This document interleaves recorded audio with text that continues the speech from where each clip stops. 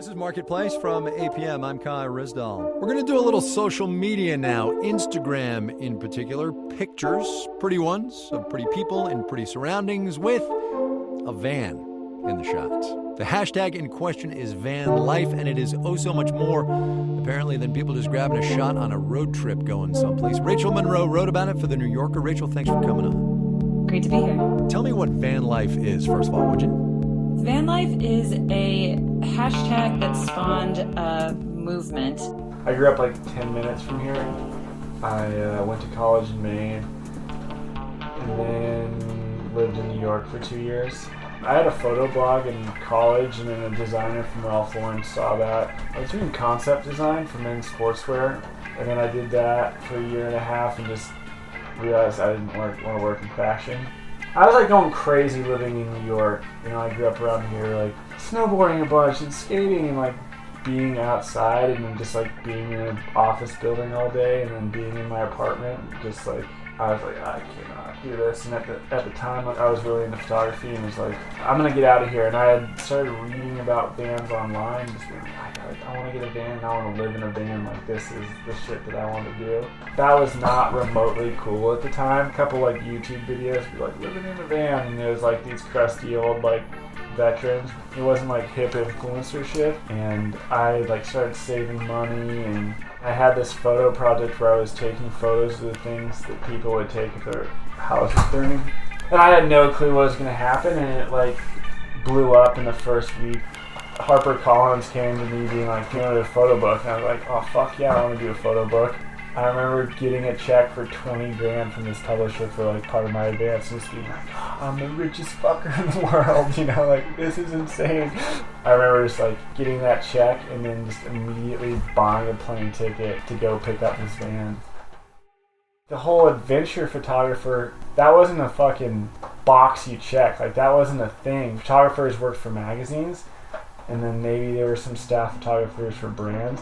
None of them were really fucking with Instagram, you know? And at that point, I was like, Instagram is going to be huge, because I had already been really invested in Tumblr and shit, and had a photo blog, and like, it was the first time in my life where I was like, what do I want to do? And I knew I wanted to surf and backpack and skateboard and shit like that. So I like left my life in New York.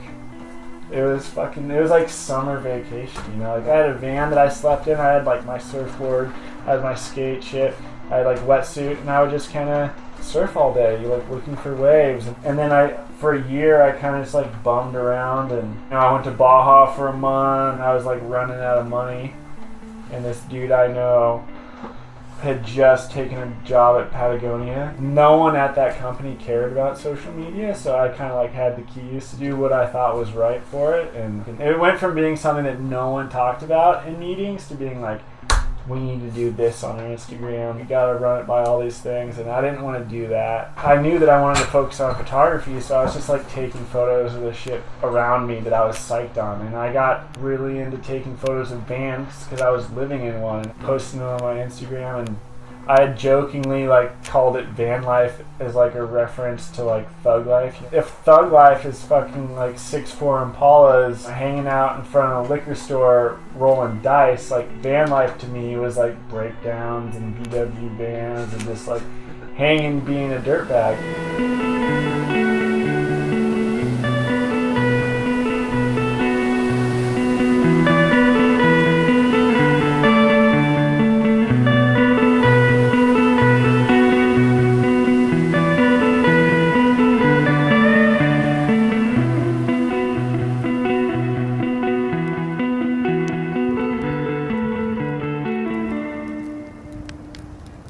After living in my car for 3 years, I was like, I kind of want to set up a home base somewhere, and I've always just been kind of drawn to this spot, like where I grew up, so I like came back and always wanted a treehouse. I was planning on buying a house with all this money I'd saved, and then I realized I was like, I don't want to fucking live in a city. Is that what I want, or is that what, you know, everyone tells you should do? One of my favorite parts about doing stop motion or doing projects where you kind of control the whole world is you can make it anything. I think like the conventional wisdom of making content is like this crazy high metabolism for just cranking shit out. But the thing is, making good shit takes time, and you need to have freedom, and you need to have enough rope to really do something cool. I don't care how fucking creative you are, you can't be creative all the time, you know, like you need time to hang and do nothing and like fuck off.